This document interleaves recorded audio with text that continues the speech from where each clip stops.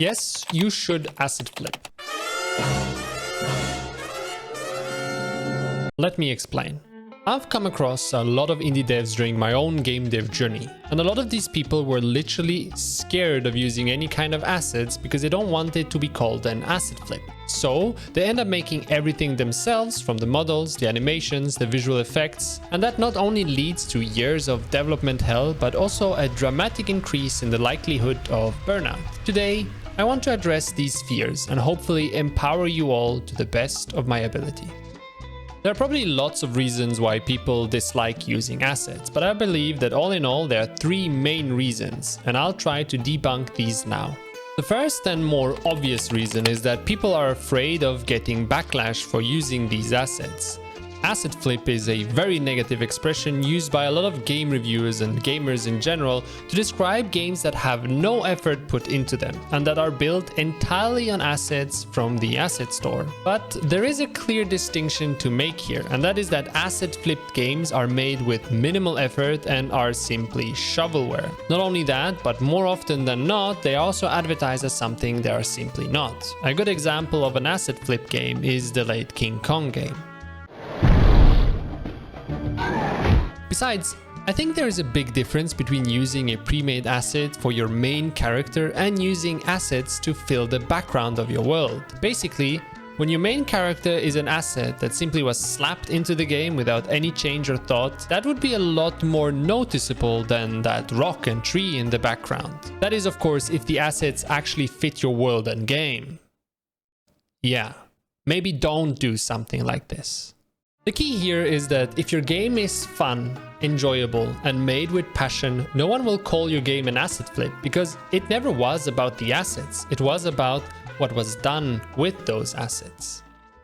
The second reason that indie devs are afraid of using assets is because they feel like a fraud when they do.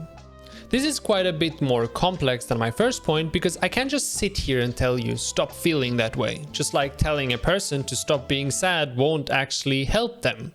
Surprising, I know.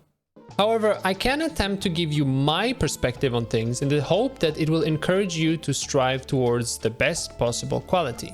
The way I see things is that game developers create experiences to entertain people, help them wind down after a long day, distract them from their daily worries, or simply give them a fun time. And as long as I'm succeeding in those things, I don't really care how I create those experiences. So yes, I will 100% use any assets or shortcut to make more and better games. And I think you should too. The last reason is actually something I don't want to argue against. Some game developers are simply artists at their core.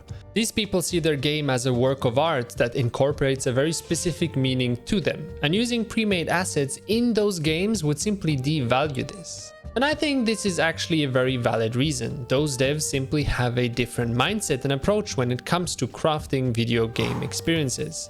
And even if I don't consider myself an artist in any kind of way, I do fully respect and even relate to those devs. So yeah, I don't have a solution here because there is no issue with this reasoning.